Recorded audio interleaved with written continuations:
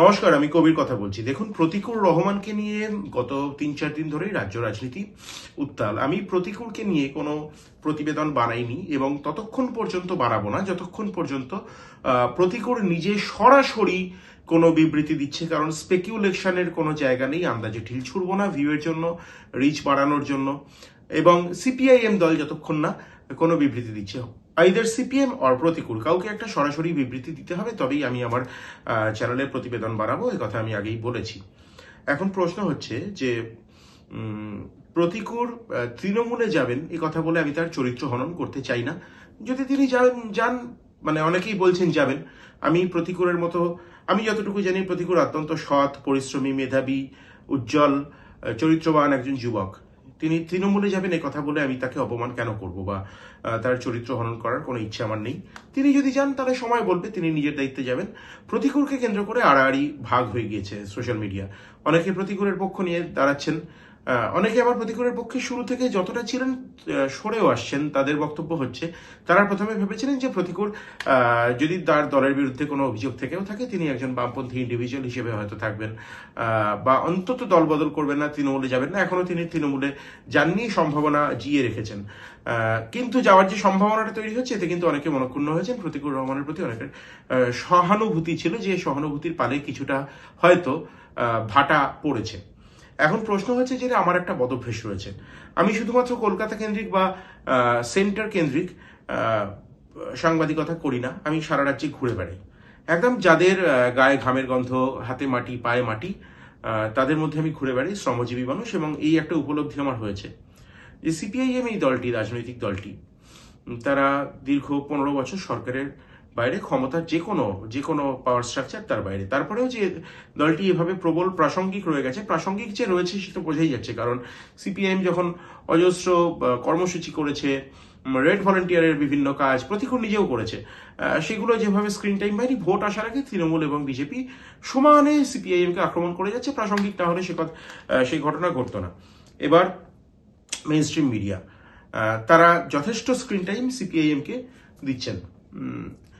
এখন আমার বিশ্বাস, এই বিশ্বাস ভুল হতে পারে, ঠিক হতে পারে, তবে এটা আমার বিশ্বাস, এবং বিশ্বাসটা শুধু বিশ্বাস না, এটা আমার অভিজ্ঞতা, যে সিপিআইএম দলের মূল জনভিত্তিটা গরিব মানুষ, খেটে খাওয়া মানুষ, প্রান্তিক মানুষ, একদম যারা পরিশ্রম করেন, যাদের গায়ে ঘামের গন্ধ, যাদের হাতে পায়ে মাটি লেগে থাকে, যারা পরিশ্রম করেন, যাদের হাতে করা, আমাদের মতো শহুরে মানুষ নন। শ্রমিক মহল্লায়, কৃষক মহল্লায় সিপিআইএম এখনো প্রাসঙ্গিক, এবং তাদের যে হারানো জনভিত্তি সেটা তারা অনেকটা হয়তো ফিরে পাচ্ছেন, অনেকে মনে করছেন, যার জন্য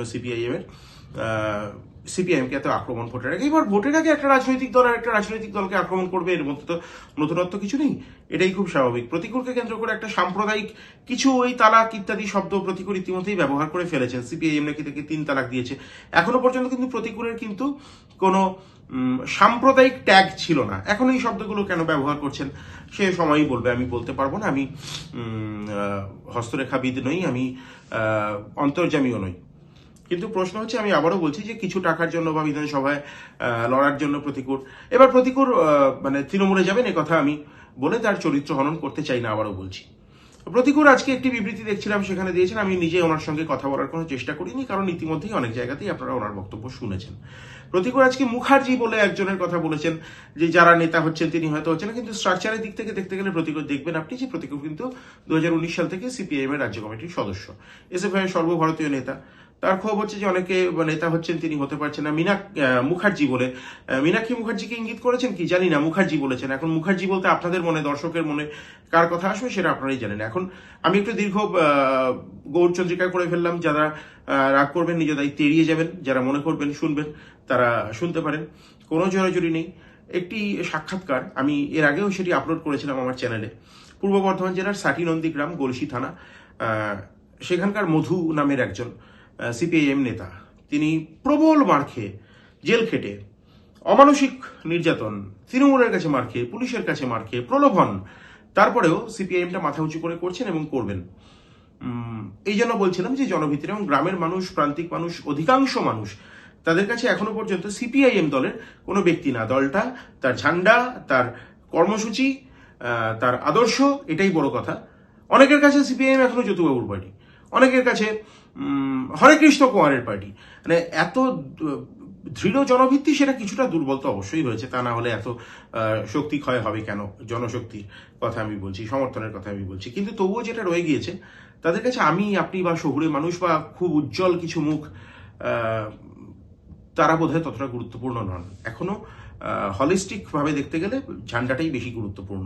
এই মানুষগুলো এখনো সিপিআইএম করছেন, আমার মনে হয় এটাও মেনস্ট্রিম মিডিয়াতে দেখাবে না, আমি দেখাচ্ছি। প্রতিবেদনটি আপনারা আগেও দেখেছেন সাক্ষাৎকার, পারলে আবার দেখবেন। সঙ্গে থাকুন, এবং যারা প্রথমবার এই চ্যানেলে আসছেন তারা যদি মনে করেন চ্যানেলটি সাবস্ক্রাইব করবেন, তাহলে আপনার খবর, আমার খবর, আমাদের মতো আদমির খবর, মানুষের, সাধারণ মানুষের খবর আরো অনেক মানুষের কাছে পৌঁছে যাবে। এতক্ষণ সময় নেওয়ার জন্য দুঃখিত। আবারও বলছি, যারা বিরক্ত হবেন নিজ দায়িত্বে চলে যেতে পারেন, যারা থাকবেন মতামত জানান। দেখুন মধুর বক্তব্য। জেলখানায় যারা আবাসিক, এখন তো কয়েদি না বলে আবাসিক বলাটাই উচিত, তো কেমন, মানে তাদের তাদের সঙ্গে কথা বলে কি বুঝলে জেলখানার তাদের সাথে অভিজ্ঞতা? কথা বলে যা বইনু জেলখানার ভেতরটা কেমন আগে একটু বলো শুনি। জলখানার ভেতরে তো বলছো সব তৃণমূলের গোষ্ঠীদ্বন্দ্ব নিয়ে, তো তৃণমূলেরই তো অর্ধেক ছেলে গাঁজা কেসে লিকুইড কেসে ঢুকিয়ে রেখেছে জেলে? জেলে। যেমন? তৃণমূলের যে গোষ্ঠীদ্বন্দ্বে কেস খেয়েছে সব, ওরাই কেস দিয়ে লিকুইড কেসে, কেউ গাঁজা কেসকে দিয়ে রেখে দিয়েছে। ওরাই তারা কিন্তু তারা আবার বলছে বলছে, তারা ওরাই বলছে যে আমরা তৃণমূল, কিন্তু কিন্তু তৃণমূল আমাদের গাঁজা কেস দিয়ে ঢুকিয়ে রেখেছে। ওই যে আমাদেরকে একবার বেরোতে দাও, এই পার্টিটাকে উল্টিয়ে দেবো। তো তো তারা তো রেগে যাবেনি তাতে, তো তাদের তো রেগে যাওয়ারই কথা। পুলিশ তখন কি করলো? মোহাম্মদ সেলিম তোমাদের সঙ্গে সেদিন সামনাসামনি ছিলেন?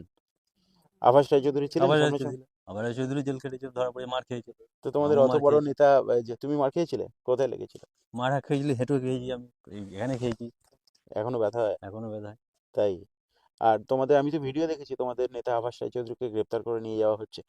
তিনি তো তোমাদের সামনে থেকে, এত বড় নেতা, তিনি ধরা দিলেন কি করে? মানে তিনি চলে যাননি? না, তাই? আমাদের আরো কর্মীরা আছে, আবাসদা পরিচিত কর্মী সব আছে, তারা মার খাচ্ছে, আবাসদা ছেড়ে চলে যাবে তাদেরকে।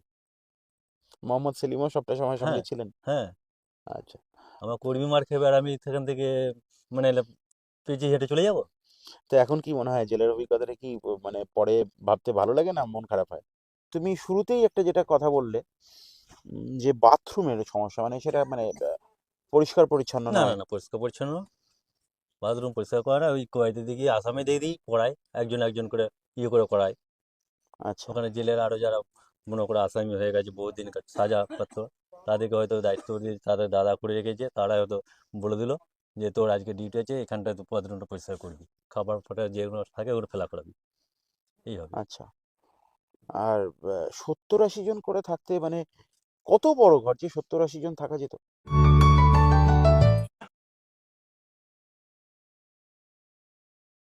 এমন একজন মানুষকে আজকে আপনাদের সামনে নিয়ে আসবো, যার গল্প, যার কথা, যার কাহিনী, যার অভিজ্ঞতা আপনার জীবনবোধকে কোথাও বদলে দিতে পারে।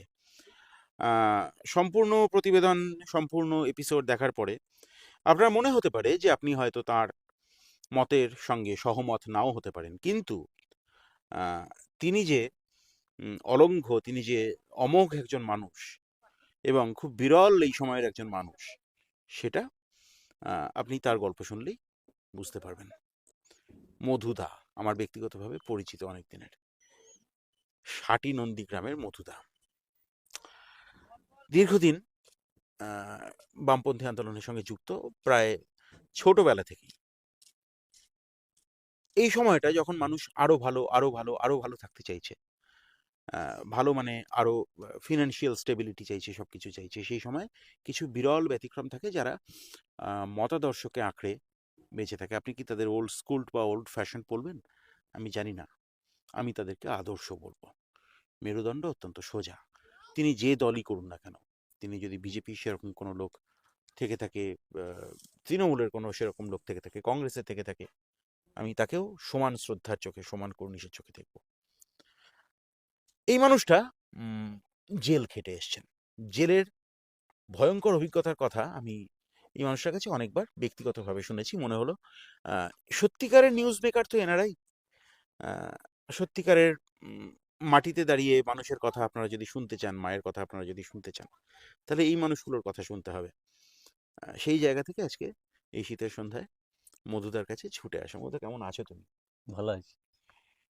তো জেলের গল্প তো আমাকে অনেকবার বলেছে, আজকে একটু দর্শককে বলো ঠিক কেন জেলে যেতে হলো কেন? জেলের বিরুদ্ধে ছিল বলে 2022 সাল 31শে আগস্ট আইন অমল আন্দোলন। আইন অমল আন্দোলন সব সব মানুষেরই অধিকার আছে, জনসাধারণ জন্য আন্দোলন করা সব মানুষের অধিকার আছে। তো সেই আইন আন্দোলন করতে গিয়ে করজেন গেটে, বর্ধমান করজেন গেট ডিএমকে আমরা একটা ডেপুটেশন দিতে গিয়েছি। সেই ডেপুটেশনে বাধা আর কি, সেই আমাদের সেই নেতৃত্ব ছিল মোহাম্মদ সেলিম। এবার ওখানে যে ডিএমকে যে আমরা ডেপুটেশন দেবো, সেই মুহূর্তে তৃণমূলের মানে জল্লাদ বাহিনীরা, মানে আর কি জল্লাদ যাকে বলে জল্লাদ বাহিনী, ওরা যেতে দেবে না আমাদের ব্যারিকেড। পুলিশ তো পুলিশের সাথে জল্লাদ বাহিনীরা একটা ব্যারিকেড করে দিয়েছে। সেই ব্যারিকেড ভেঙে আমরা যাওয়ার চেষ্টা করছি, এমনকি জল কামান, পুলিশের লাঠি বেড়ি খাওয়া, সব যোগ্যিত জানেন। এবার ওইখান থেকে আমাদের একটা কান্দুনি গ্যাস পুলিশ এত ব্যবহার করেছে, মানে আমাদের যে মোহাম্মদ সেলিম মিটিং মানে বুঝতে হচ্ছে বামফ্রন্টের, সেখানে প্রচুর লোক, দুই দিক থেকে একটা, তোমার নীলপুর থেকে একটা, আমাদের মোহাম্মদ সেলিমের নেতৃত্বে একটা মিটিং, আর একটা বর্ধমান স্টেশন থেকে আবাস রায়চৌধুরীর নেতৃত্বে একটা মিছিল যাচ্ছে। সেই মিছিলে বাদ যেতে যেতে যখন আমরা মানে পার্কাস রোড দিয়ে যাচ্ছি, ওই বদামতলা বলে একটা জায়গা আছে, ওখানে যাওয়ার সঙ্গে সঙ্গে দেখি পুলিশ আর এগোতে দিল না আমাদের। এমন কানুনি গ্যাস দিলে যেন আমরা মানে আমরা আর কি যুদ্ধ করতে গেছি যেন, আমরা যেন আর কি ওদের যাকে বলে যেন বিধানসভা কি ভেঙে দিতে চাইছি আর কি। কি দরকার ছিল কান্দুনি গ্যাস ছুড়ার? কান্দুনি গ্যাস ছুড়ে আমাদের দর্শক মানে মিছিলকে আর কি ছত্রভঙ্গ করে দিল। সেখান থেকে একটা ঝামেলার সৃষ্টি হয়ে গেল আর কি, পুলিশের সাথে একটা দ্বন্দ্ব শুরু। ওই করতে করতে পুলিশ, এবার সব তো আর ইয়ং ছেলেরা এখন বুঝতেই পারছেন, সে একটা ভোটো গাড়িতে হয়ে গেল। সেখান থেকে পুলিশ হাতে দশ পুলিশ মারছে, আর আমাদের কর্মীরা কি সেখানে মার খাবে? তাতেও তো একটা প্রতিরোধ করা ইয়ে আছে। সেই প্রতিবাদ করতে গিয়ে একটা মানে ঝামেলা সৃষ্টি হয়ে গেল। ওখানে র্যাব ট্যাব নামে কিছু আমাদের কর্মীকে সেখানে জেল খাটলো। আমরাও নিজেরাও যে আমরাও নিজেও সেই জেল খেটেছি। জেলের অভিজ্ঞতাটা ঠিক কেমন ছিল? জেলের অভিজ্ঞতা বলতে আমরা যখন জেলে গেলাম, মানে জেলে তো মানে জেলখানাটা ঠিক কেমন হয় মানে? জেলখানা নয়, জেলখানা তো সেই এখন বাথরুম সেরকম পরিষ্কার নয়, আচ্ছা। বাথরুম পরিষ্কার নয়। জেলে সেরকম খাবারও সেরকম নয়। একটা মানুষের জেলের যে খাবার 260 টাকা বোধহয় একটা মাথায় পিছু আসামিদের আছে, কিন্তু 60 টাকা খাবারে ইউজ হয় না। কি খাবার ওখানে তোমাদের দিত? আমাদেরকে ওই তো ডাল, একটা ঘ্যাঁট, মানে সব রকম সবজি দ্বারা ঘ্যাঁট দিত, আর আলু ছানা কোনো দিন, এই হতো। আচ্ছা। আর থাকতে কোথায় তোমার? আচ্ছা, জেলে যে শুনি যে সেরকম একটা ধাপের মতো করা আছে, সেখানে থাকতে হয়, সেরকম নাকি মেঝেতেই থাকতে? না, মেজেতি। মেঝেতে। মেজেতি। আচ্ছা। তো তোমরা এখন কতজন থাকতে এক একটা ঘরে? এক একটা ঘরে 70 জন 80 জন করে, এক একটা হ্যাঁ, 70 জন 80 জন করে। 70-80 জন? 1 নম্বর 2 নম্বর ভাগ আছে, আচ্ছা। এক আমরা ছিল 2 নম্বরে। আচ্ছা, এক একটা ঘরে তো জেলখানায় যারা আবাসিক, এখন তো কয়েদি না বলে আবাসিক বলাটাই উচিত। তো কেমন মানে তাদের তাদের সঙ্গে কথা বলে কি বুঝলে তাদের জেলখানার সাথে অভিজ্ঞতা? কথা বলে যা বইনু। জেলখানার ভেতরটা কেমন আগে একটু বলো শুনি। জলকাদার ভেতরে তো বলছো সব তৃণমূলের গোষ্ঠীদ্বন্দ্ব নিয়ে, তো তৃণমূলেরই তো অর্ধেক ছেলে গাঁজা কেসে লিকুইড কেসে ঢুকিয়ে রেখেছে জেলে? জেলে। যেমন? তৃণমূলের গোষ্ঠীদ্বন্দ্বে কেস খেয়েছে সব, ওরাই কেস দিয়ে লিকুইড কেসে, কেউ গাঁজা কেসকে দিয়ে রেখে দিয়েছে। মানে ওরাই তারা কিন্তু তারা আবার বলছে বলছে, তারা ওরাই বলছে যে আমরা তৃণমূল, কিন্তু কিন্তু তৃণমূল আমাদের গাঁজা কেস দিয়ে ঢুকিয়ে রেখেছে। ওই যে আমাদেরকে একবার বেরোতে দাও, এই পার্টিটাকে উল্টি দেবো। মানে নিজের দলের লোককে তৃণমূল ঢুকিয়ে রেখেছে এরকম? মানে তার কারণটা কি, মানে কারণ মানে গোষ্ঠীদ্বন্দ্ব বললে? গোষ্ঠীদ্বন্দ্ব, মানে ওকে নাই সরাতে পারলে আমি এখানে আমার দাদা হবো না, এইটাই। জেলখানার ভেতরে তোমাদের রুটিন কি ছিল, কেমন করে সকাল থেকে সন্ধ্যা অবধি কি করে সকাল কাটতো? থেকে সন্ধ্যে বলতে সকাল থেকে উঠতুন, ওঠার পর হয়তো সকালে একটু দুটো করে বিস্কুট আর চাটা দিত। তারপর এই 8টা 9টার সময়। জেলখানায় যে পোশাক দেয় শুনেছি, ওই সাদা পোশাক ওরকম দিত না এমনি পোশাক না পরে না না থাকতো? না না, নিজেদের পোশাক? আমাদের নিজেদের পোশাক। আচ্ছা। হ্যাঁ, তো সকালবেলা উঠতে তারপর? সকালে উঠে চা বিস্কুট আচ্ছা। খেতাম। হুম। তারপর দিন দিন যাওয়া যেত, কুড়ি দিন মুড়ি দুপুরে, তারপর তো দুপুরে ভাত, এক তরকারি ভাত আর ডাল, সে ঘেঁট। বেরোতে দিত? হ্যাঁ, বেরোতে থেকে বার করতে হলো, 2 টাইম সকালে একবার বার করতে হলো, পরিষ্কার পরিষ্কার তখন বার করে দিত, আর বৈকাল 4টার সময় বার করে দিত। এ তো ব্রিটিশ আমলের জেল, মানে অনেক পুরনো হুম পুরনো হুম সব দেয়াল টেয়াল। হুম। আচ্ছা। তো সেখানে কয়েদিদের সঙ্গে কোনো মানে ঘটনা মনে পড়ে যে খুব মন খারাপ হয়েছে, হয়তো বিনা বিচারে আটকে আছে হ্যাঁ বা হ্যাঁ হ্যাঁ এরকম কিছু, কি হ্যাঁ ঘটনা একটু শুনি। বিনা বিচারে আটকে রেখেছে বলতে তোমার মানে তৃণমূলেরই ওদের আর কি, মানে কোনো গোষ্ঠীদ্বন্দ্ব হয়ে আছে, সেসব কেসে মার্ডার হয়েছে আমাদের, এবং মার্ডার হয়ে গেছে, সেসব আসামিও প্রচুর আছে। যে আমিও তৃণমূল করতুম, তৃণমূল থেকেই আমি হয়তো মারপিট করতে যে একটা কোনো মার্ডার হয়ে গেছে, তৃণমূলকে জেলে রেখে দিয়েছি। ঠিকই তাই। আর জেলখানার ভেতরের পরিবেশ কেমন এমনি? জেলখানার ভেতর পরিবেশ বলতে তোমার, আমরা তো শুনেছি যে খেলাধুলা হয়, এই সমস্ত হয়। হ্যাঁ খেলাধুলা বলতে একটা ফুটবল টিম বিকেলে খেলে। আচ্ছা, তুমি ফুটবল, সেখানে খেলতে টেলতে নাকি? না না না, আচ্ছা, তো সবটাই দেখতে মানে, দেখতো। আচ্ছা, কতক্ষণ বাইরে থাকতে দিত মানে খেলার জায়গায়? খেলাধুলা ওই 8 ঘন্টা 40 মিনিট। 8 ঘন্টা 40 মিনিট, সেই সময়টা তোমরা হুম, বাইরে থাকতে। বাইরে থাকতো। আর বাকি দিনটা কিভাবে কাটতো? বাকি দিনটা কোনো রকম ওই গল্প করে, আরো সব ছিল আমাদের সব পাশাপাশি, তাদের সাথে গল্প গুজব করে কাটতো। আর ঘরে তো চিন্তা থাকতো, তোমাদের বুঝতে সঙ্গে তো পারছি। সেই সময় তোমাদের নেতা আভাস হ্যাঁ, রায়চৌধুরী আবাস জেলে ছিলেন। চৌধুরী ছিল। তো আবাস রায়চৌধুরী আমাদের সাথে, আমাদের 2 নম্বর রুমই ছিল। আচ্ছা, তিনি সেই সময়টা কি করতেন, মানে এত বড় নেতা তোমাদের? এত মনে হতো আমাদেরকে নিয়ে একটু করে গল্প গুজব করতো, মানে ফ্রি মাইন্ডে রাখতো আর কি, সব মন খারাপ হতো তো সব বাড়ির জন্য। হুম। এইসব আলোচনা, পার্টির সম্বন্ধে আলোচনা নেই, বাড়ির সম্বন্ধে, গ্রামের সম্বন্ধে এইসব আলোচনা করি টাইমটা কাটিয়ে দিত। তাই? হ্যাঁ, খুব আচ্ছা, ফ্রিতেই রাখতো, ফ্রিতে যেন যেন রাখতেন। মন খারাপ হয় না আচ্ছা, কর্মীদের উনি আর কি। উনি উনি নিজে মন খারাপ হ্যাঁ, করতেন, নিজেও কোনো রকম মন খারাপ করতো, মন খারাপ তো করবি। আর কিন্তু আবাসদা সেরকম কিছু বোঝাতেন না? বোঝাতেন না। বোঝাতেন না। তোমাদের সঙ্গে হ্যাঁ একসঙ্গে হ্যাঁ সেভাবে থাকতেন। হ্যাঁ। আচ্ছা, এবার আমি একটা কথা বলি, বাড়ির লোকের সঙ্গে কিভাবে দেখা করতে, কিভাবে কথা বলতেন? বাড়ির লোকের সাথে যে হচ্ছে, মানে আগের দিন তো আধার কার্ড দিয়ে নিয়ে যেতে হতো, ওদের অফিস আছে ওখানে বলতে হতো, জমা দিলে তাও 1 ঘন্টার পর হয়তো ডাকতো। তো আচ্ছা। সেইভাবে এবার দুদিকে পাঁচি, সে ভালো শোনাও যেত, লাখো কি তো- ভজে ভজে বলছে না বলছে। তাই তো, দুদিকে পাঁচিল বলতে দুদিকে পাঁচির আছে মানে ওদিকে। ফোনে কথা বলতে হয়তো নাকি? না না না না মানে ওই ফোন থাকে না ইন্টারকমের মতো যে? না না না না আচ্ছা, তাহলে না, কিভাবে কথা এমনি বলো? পাঁচির ওইদিকে আছে বাড়ির লোক, এধারে আছে এইরকম, ওই মাঝে একটা গ্যাপ 3 ফুট। আচ্ছা, তো সেখানে এবার ওখানে একসাথে 10টা বাড়ির ফ্যামিলিকে একসাথে ডাকছে, সেখানে সবাই যদি হাল্লা করে কে কার কথা শুনছে বোঝা যায় তুল্লা। আচ্ছা, আর তুমি শুরুতেই একটা যেটা কথা বললে, যে বাথরুমের সমস্যা, মানে সেটা মানে পরিষ্কার পরিচ্ছন্ন না না নয়। না, পরিষ্কার পরিচ্ছন্ন, বাথরুম পরিষ্কার করা ওই কয়েদি দিকে আসামে দিয়ে দিই পড়ায়, একজন একজন করে ইয়ে করে করায়।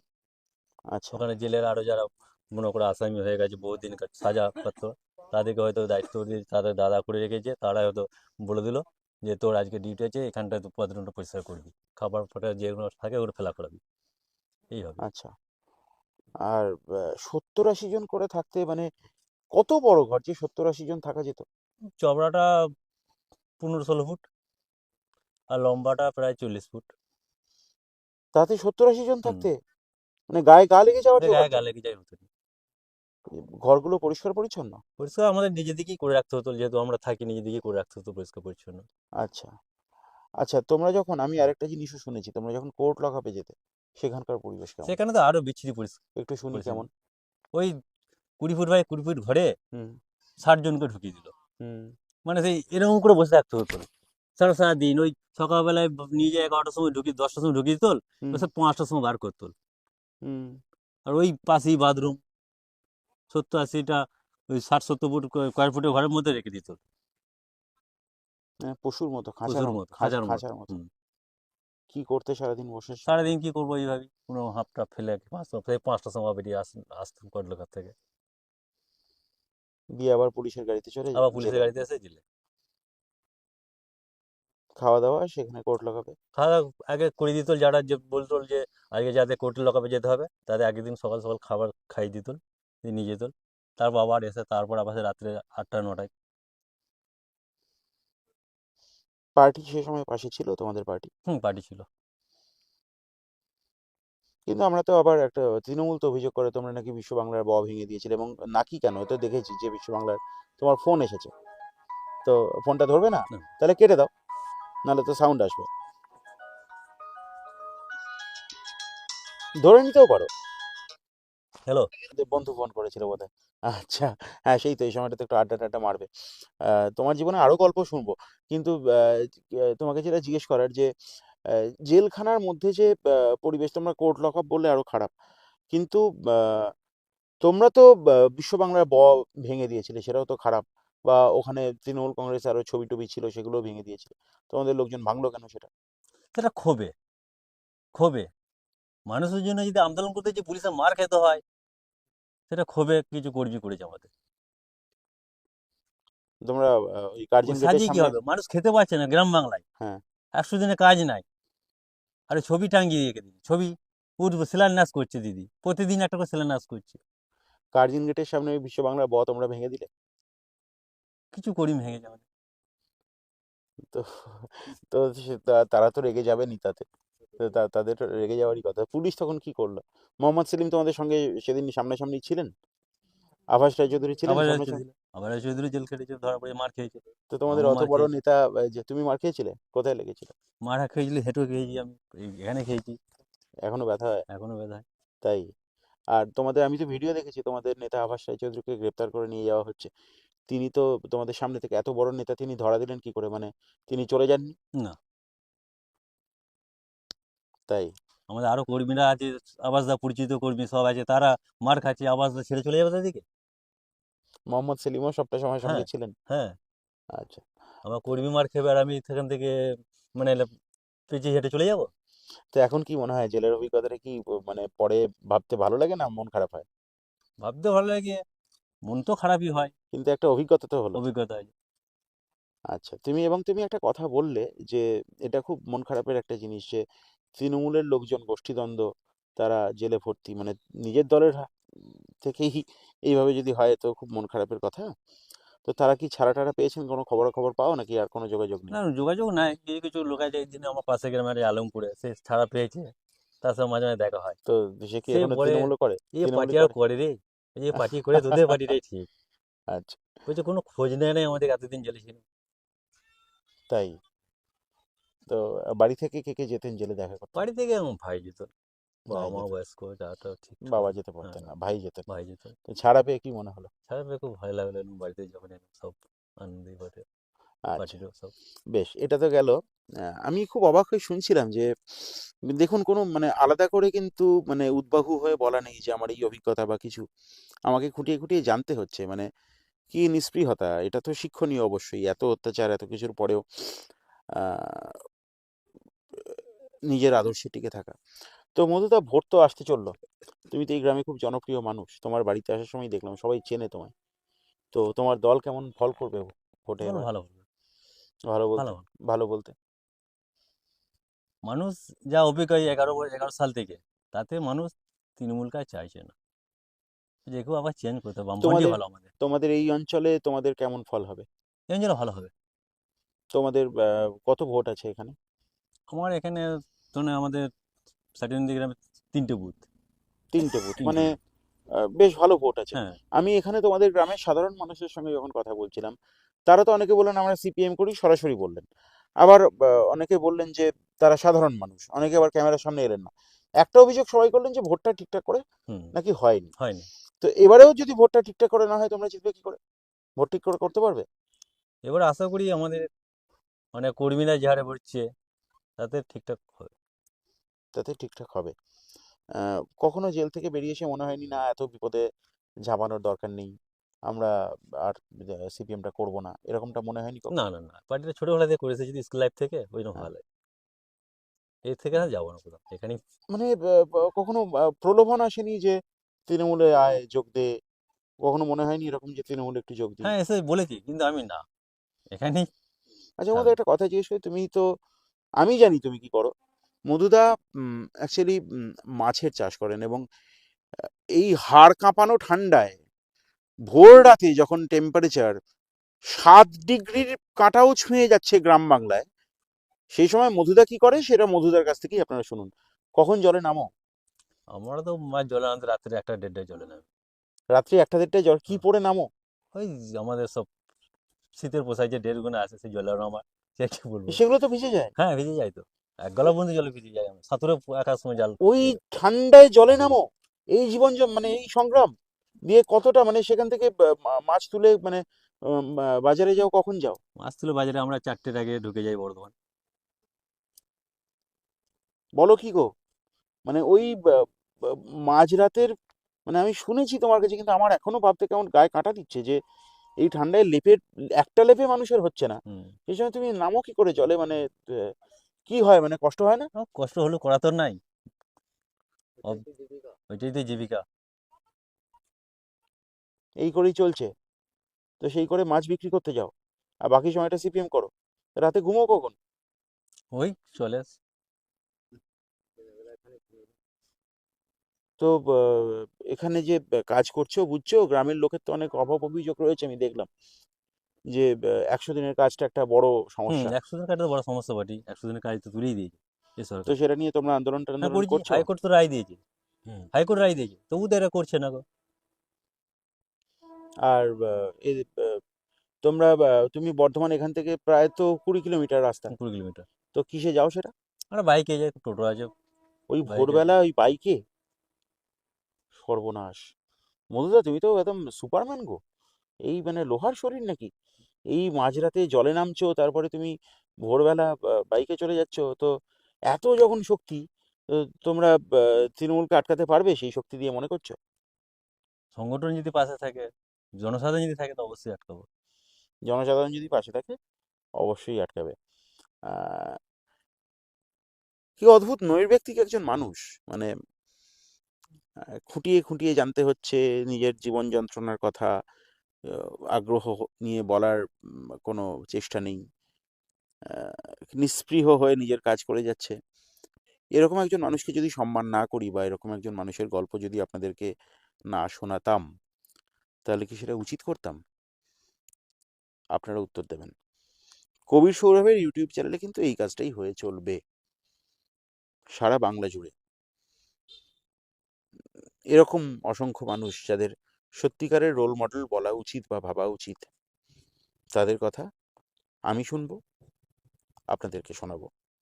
এরকম আরো আপবিট কন্টেন্টসের জন্য আপনার চোখ থাকুক না কবির সৌরভের ইউটিউব চ্যানেলে। ভালো থেকো মধু।